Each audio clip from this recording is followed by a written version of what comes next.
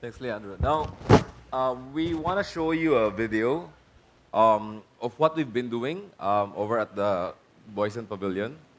And so this is just the first step, like I mentioned. And what we're tasking ourselves to do is to, after this festival, come up with a manifesto and a journal, a sort of charter that we can share with every one of you.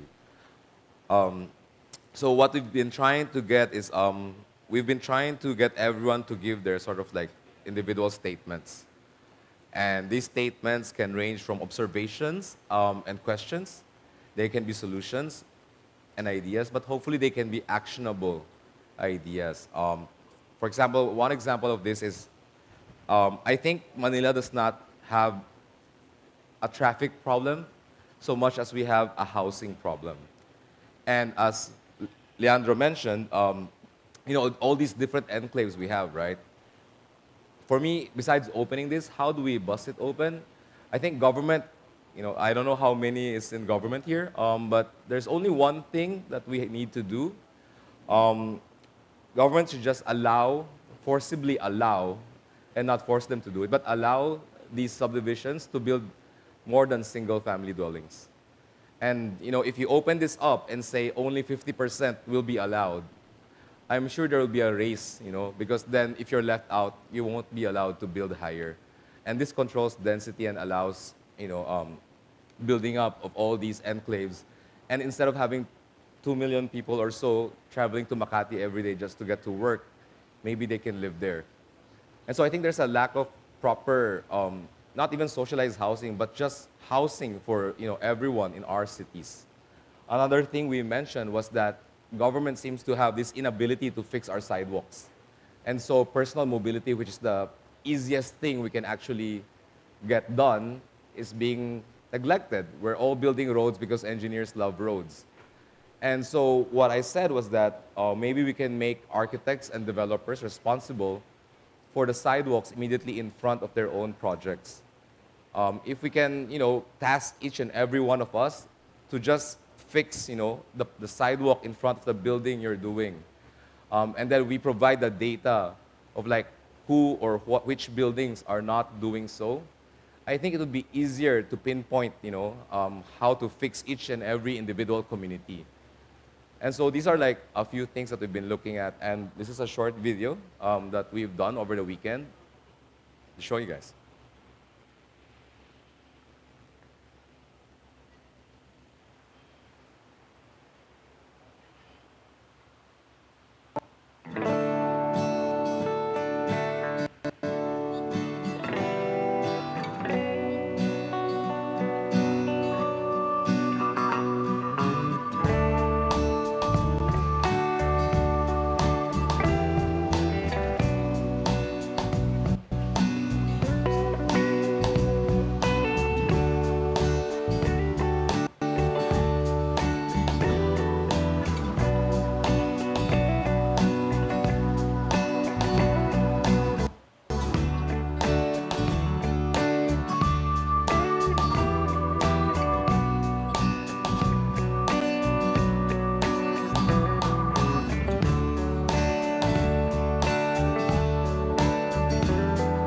We have all these different stakeholders and hopefully not just architects, and we want to invite everyone to give their own insights.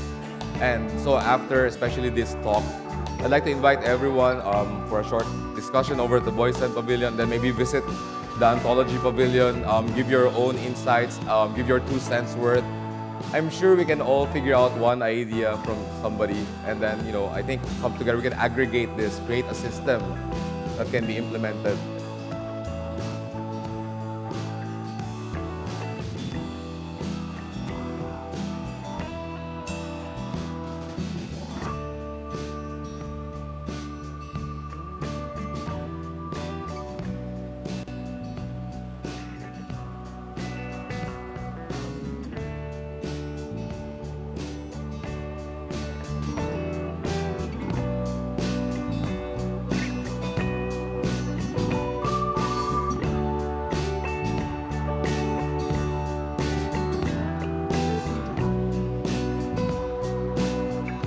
Now, out of these talks, I think we've come up with about 40 or 50 ideas.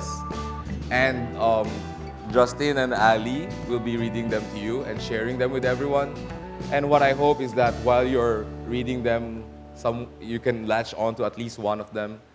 And we'd like to hear your thoughts and questions with the panel after. So, Justin.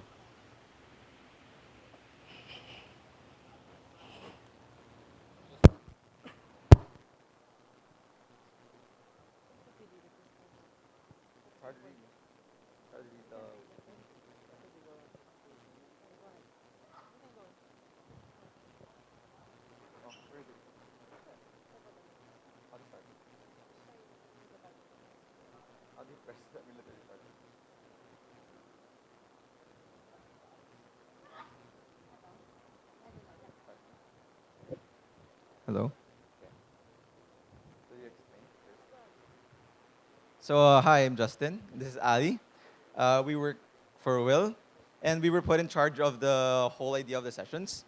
And so we were the people who were trying to drag architects and everyone involved into the pavilion that you see. And we just talked about architecture. We questioned things, we brought up ideas, and we asked them to write everything down. And so these are what we came up with. So we divided all the ideas that we gathered into different topics, and um, I guess Will and Leandro would all react to it.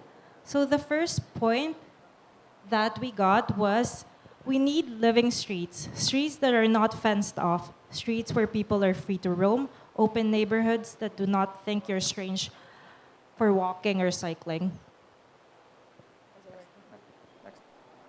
No. We read everything first, then direct at the end. Oh, really? So the next one is the city should grow with its inhabitants. It should be symbiotic. So like in Vienna, a third of land is for sale, a third is for rent, and the last third is allocated for social housing, and no one should be able to distinguish the difference between among the three. Urban development requires a certain percentage to be allocated for social housing. And the relocation of informal settlers must be in the same town, so no to relocation. Create mini publics and engage non-architects in the thinking of architecture. So architects disconnect people, and it has been true. Architects should think how to reconnect human to human, human to neighborhood, and most important, human to nature.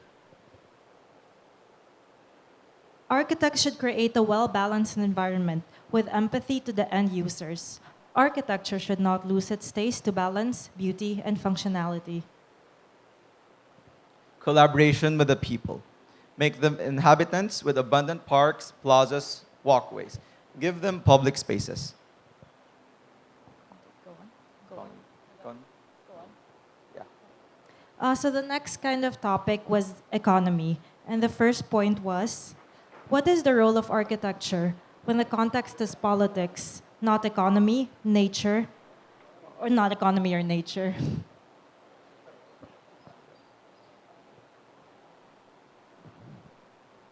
Thorough master planning by integrating all stakeholders from individual lot owners to developers and the LGUs.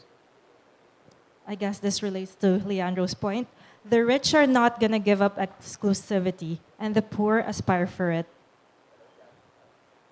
Design and build for what's important to our most vulnerable.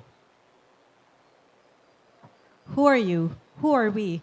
What do you value? What and how do you wish to contribute to bring about this value? How do you wish to interpret these hopes and values into the built environment? On the next one, today the paradigms of society, countries are shifting and changing post-industrial age. We need to respond to something meaningful if we wish to make it sustainable in our life. What do you wish to change and wish to establish for your life? You visualize it, then work on building this vision. And then next topic is culture. A city needs a mix of everything. Rich people, poor, culture, big houses, small. Because without it, it becomes ingenuine. Build relationships instead of viewpoints. Architects have very little control. How do we create democratic architecture while using data and people-driven design? For a building to become a piece of art, I guess this is from his presentation, it needs an element of subversion to deliver a payload of meaning, function, and use that surmounts the original intent or brief of the builder, the context of the environment and the economy that produces it. The best art is subversive. Let's make space for art. Art reveals the soul and personality of the people. It's what makes a city unique. Architecture and the designed environment should be a community effort. To be effective architects, we must interact with society and never think we're above the people we should be serving. It's a collaboration of all, from the government, designers, and locals. And having a heart not just to suggest, but to participate in all the aspects for change. So this was from Andra, and he said, "This morning I went to Muslim village to see the mosques and the Muslim part. I wish we can make a workshop about that to make more happening and interesting. Don't skip Manila." There's danger in doing what the government is doing. Always make it a progression of the human scale. Make me feel like I belong here. Okay. So the next one is mobility. Yeah, we proceed with mobility. So, okay. And we think Manila is not walkable. The walking radius of a tropical country differs, vary from, like, really is quite different from what it is in colder countries. So we need to map out all the non-walkable sidewalks in Metro Manila and create a fund from both public and private sources to rehabilitate and fix the sidewalks. A revolutionary statement, return the sidewalk. Manila should embrace the water, bring back some of the old canals and start more ferries. I'd love to travel through the city by boat. With climate change, cities will need to work with water, not against it. Manila can soften its waterfront with parks and planted areas that can be flooded and then re-emerge when the weather gets dry. So sustainability? We go to the first one. So who is taking care of the provinces? The rural is forgotten in preference of the urban. Real growth comes from the provinces if they are able to develop and prosper. One suggestion was to lobby for more tax incentives for green architecture and renewable energy in buildings and transportation. Manila should subscribe to system thinking.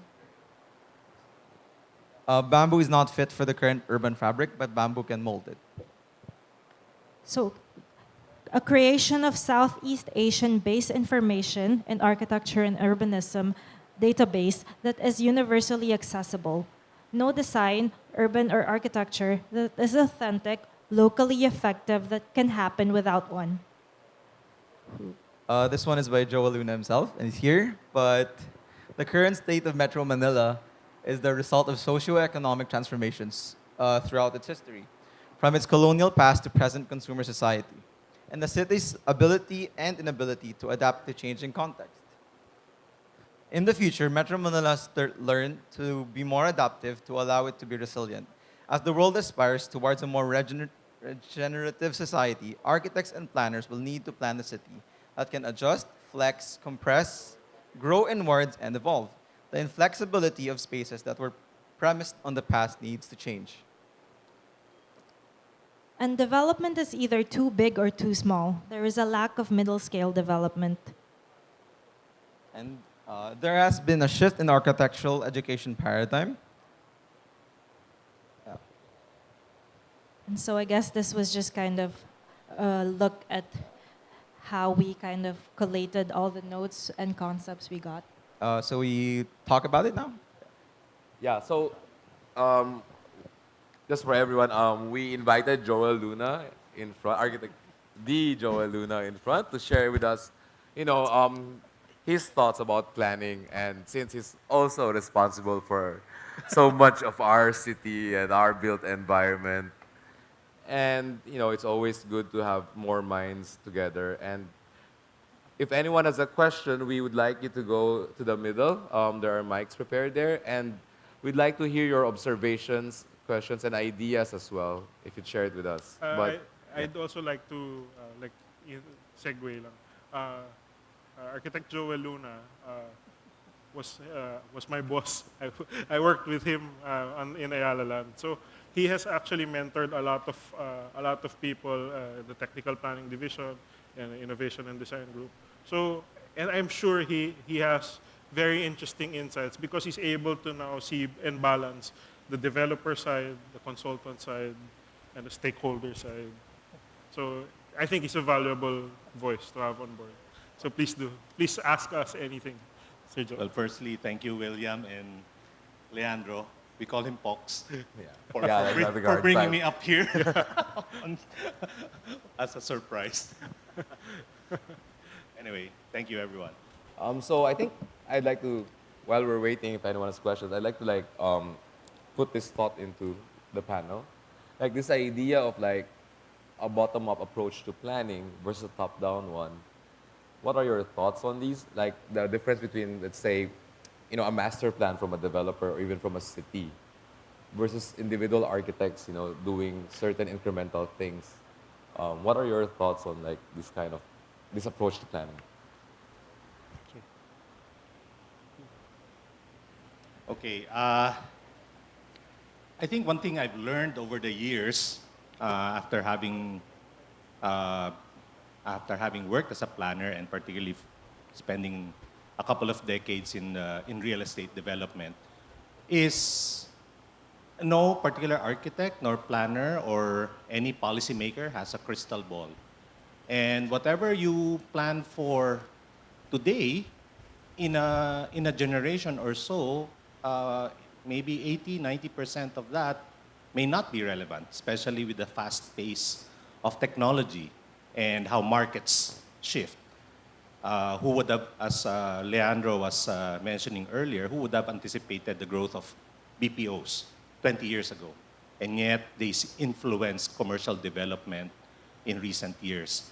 So similarly, as a planner, while you may not have a crystal ball, sometimes for someone in my advanced age also has the benefit of retrospect. And you look back to the assumptions that guided your plans before, years ago, or you look at how your development has evolved over time, and sometimes you cringe. Sometimes you cringe because things don't really pan out the way you anticipated. So I guess my point is, I think as architects and planners, we always need to approach things with humility.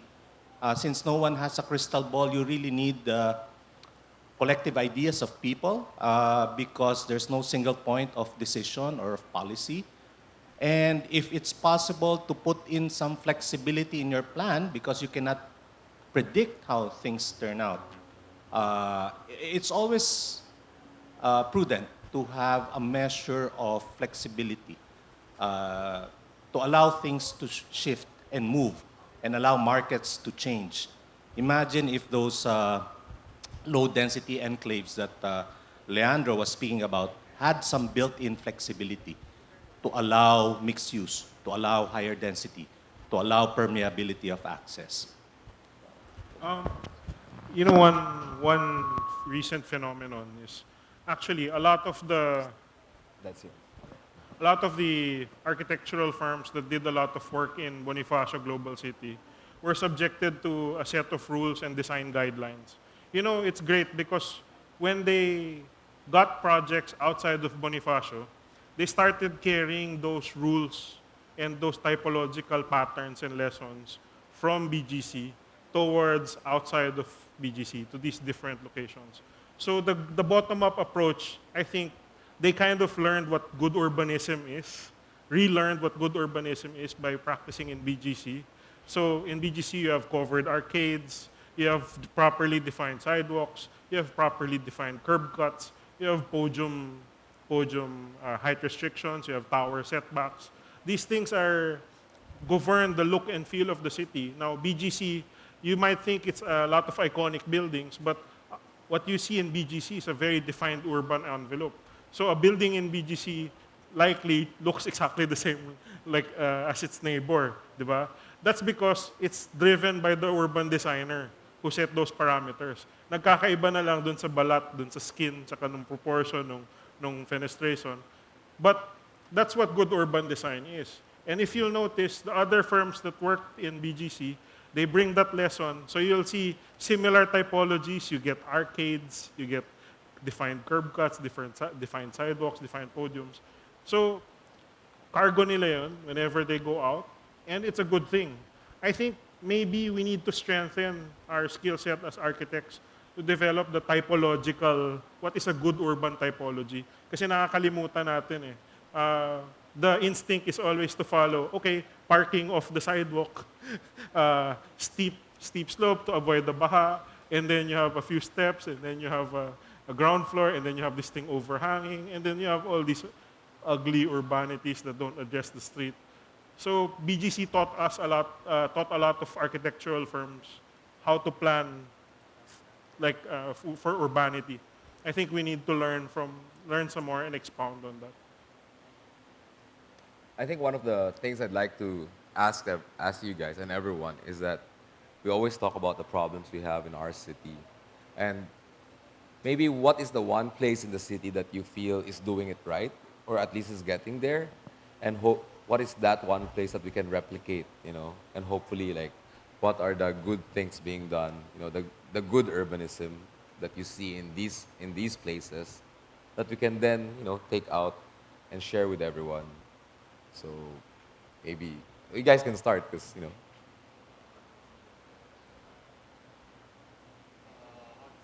How do you think we should start this? What's the one place in the city that you enjoy and What why? places that you enjoy? I think, like, it's kind of weird, but you enjoy a good sidewalk when you're walking to buy a drink or, somewhere. I think everyone enjoys a good sidewalk. Maybe it's because we're not used to having good ones in the city, especially when you're in like Manila. But I don't know. I've learned to appreciate a good sidewalk. For me, I think like the outdoor spaces in malls now, but I guess this brings us back to the idea of how public space is privatized. But if we don't really get a lot of options for parks in Manila, and it kind of becomes something that these corporations own rather than something that the government gives to its people. Though I do like that space, I understand that we need more open spaces and parks in Manila instead of being kind of closeted up in these big structures. But that also brings us to the to the thing that a lot of our public spaces are underutilized. Like we have parks where there's no one there. We have plazas where people don't go to, and so I think it's also a bit of programming into getting people to find things there and find a way to enjoy these spaces, and think that and also understand that public space belongs to everyone. William, your question brought me back to a particular question raised by one of our consultants when we were starting the planning for New Valley. It was Peter Calthorpe, one of the pioneers of new urbanism, and it was his first time to visit the Philippines. And one of the things he asked us then was, what is the best street here in the country? And I was stumped. I couldn't think of, McKinley wasn't widened at that time. So the first street that came to mind was McKinley Avenue with its, the big acacia trees, which we still have. But your question is similar to that. What is the place? And I keep being drawn back to streets because I think that's where the greatest opportunity for better urbanism lies. And right now, if you ask me what's a memorable street, I'd probably go back to a street that was very familiar to me since I studied there, which is the University Avenue, the Oval in particular. And it's not just because of the tree-lined streets, but also the way that it has been used by the students. They paint graffiti on the pavement. They've converted it to purely pedestrian on weekends, and they provided bike lanes. So I think it also speaks of the ability of streets to become social spaces and to also adapt and transform to the needs of the community. Actually, it's interesting how, even me, like I grew up in Manila, right? And then, like you always kind of like have this romantic view, of these streets that you walk through especially when you were younger. And yet we don't have that same kind of like attachment to the EDSAs, to the Ayala avenues, because they're just not streets, right? But then they're never given priority. The smaller streets, the streets that have no setbacks, that are shaded, and we're building wider and wider streets that are separating every one of us. But and so I think that's something that architecture individually can talk about. I think in terms of streets, no, the predominant form of streets that we now know and understand is inside the shopping mall, no. But cities and planners and mayors, no, can also get their act together and understand, learn from the mall. You can also learn from the mall and distill those ideas and bring them to their main streets, to their poblations, to their primary calles and the plazas and the squares, things like that. Guys, you can ask questions. Please do feel free.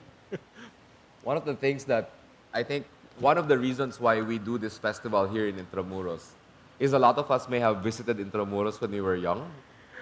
And yet, if you come here and you walk around, it's really a beautiful place. You can go up the walls, you can see the gardens, the churches are amazing. And almost nowhere in Manila can you really walk like you could here, where you're not inundated by commercial establishments, where it's not all about commerce. And it's just, there's a sense of place, to Intramuros. And so that's really the reason why we ask all of you to come here, spend 3 days in this festival, because we want you to understand that we do have these kind of places. We don't have to hold this in a shopping mall. We don't have to be in a convention center. This is the perfect venue for architects to think about architecture. And that's because of the streets of Intramuros also. They were not built for vehicles. And hopefully we can preserve that as we go through, as Intramuros develops and as the city becomes bigger and bigger. I just want to ask, since all of you have a background in urban planning, what about these streets that we don't plan for that become alive, like like William said, the smaller streets where people walk and everything, and like a good example would be the back alleys of UST. Like a lot of it's alive at night with food stalls and everything. So what do we do with these things when they start interrupting the plan? The small stalls, I feel like, for me, the best thing about these streets is that the urban planner has not touched them. And that they grew up naturally. And I think these things happen in places where there's pretty much a lot of flexibility. And that's largely due because no one really cares about them also. But then, the amount of flexibility and adaptability that you have in these kind of places makes it come alive, because then there's a good mix of people also using the street, right? You tend to have developed a certain sort of community because, you have people from different strata, And so I think that's really why these streets are alive versus other more, controlled areas of the city. Right. I think those streets are good examples of bottom-up urbanism. It's informal. It's not planned. It's planning without planners or architecture without architects. But it's the community taking control of a public space, which happens to be a street. So as motorists, we may feel annoyed when there's a basketball game happening in the middle of a street and it inconveniences us. But at the end of the day, we're just riding cars. And streets are really should be for people, not just exclusively for vehicles. So while it may annoy motorists, I think these are things that we should welcome and maybe encourage to happen more frequently. Maybe a good question to append to that is, how do we get that feel and bring it to the suburbs? Because that urbanism most suburban Manileños don't feel that. They only experience that when they actually go to university, to U-Belt, right? Who here lives in the suburbs, in a subdivision or in a village? Taas ang kamay. I'm sure marami, di ba? And if you live in a suburb or a subdivision or in a village, kahit gated, kahit whatever housing, horizontal village, you feel like it's dead. I mean, you walk, you have to take the tricycle, and you end up very deep. No, but if you could buy your stuff within the village and meet your friends within the village without having to go out of the village to do anything, then I think everyone's lives would be so much more diverse, and you'd get to know your neighbors better as well. I would agree to what Leandro is saying because maybe at a minimum, these streets should be a learning point for architects. If people are informally using streets in a way that wasn't prescribed, you know, it should tell us that these are people speaking already, solving their problems. There's lack of open space. There's lack of recreation space. There's which they address themselves by utilizing the street. So as architects, we could learn from these informal places that are created by people themselves so that they can guide the design and solve the problems that the community is solving on their own. Sometimes the best way for us to actually do something or plan something is to just let things happen. And like a natural growth process, and even New Valley, I think, did that. Like in a way, you were leaving spaces for eventual growth. And so, I feel like should we look at urban planners or even city engineers, and especially when we talk about streets, I mean, all the streets are being handled by, for example, DPWH, which is run by engineers, right? Since architects are so obsessed with streets, why don't we play a bigger role in terms of planning streets and all these things? Good question. Yeah. Why not?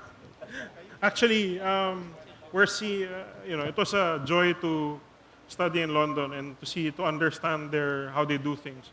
And the architects and planners have started to take a bigger role in planning and governing the city. So they have a voice when it comes to widening or pedestrianizing certain segments. And the traffic engineers and the civil engineers, the road designers, are also starting to figure out, okay, so that's what this guy is talking about. It's not just about adding additional lanes so more cars can pass through or putting an interchange so we decongest traffic and things like that. They start realizing, okay, so it's not just about cars, it's about people. So the problem is, because we're in the Philippines, there's a distance decay. So the further you are from all these learnings, the slower it trickles down to you. So it will maybe take another 10, 20 years for our governments to figure that out as well. But we'll get there, eventually. Yeah, I think architects by training and then by practice have that innate the instinct to solve problems. That's what we're trained for. And that's why sometimes we make good, we are actually, some of us become good city administrators. Like the celebrated city of Curitiba.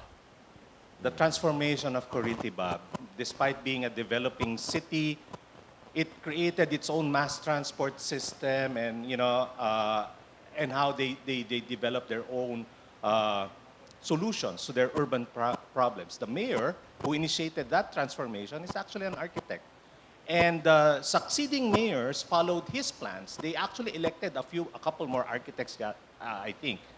So the point is that while we should not assume that we can solve all of the world's problems or all of the city's problems, that we are able to provide a bit of insight because we are trained to be problem solvers. So we should leverage that. But at the same time, we also need to understand that cities are very complex and the nuances of city development goes beyond the physical realm. Much more than just the physical realm. Last thoughts? I think one of our strengths as a body of architects is our number. We have one of the largest head counts of architects in all of Southeast Asia. The largest. I think we need to kind of detach ourselves from the fascination of the iconic, creating, purely being a designer. Because sometimes we have to admit to ourselves that design is not for everyone.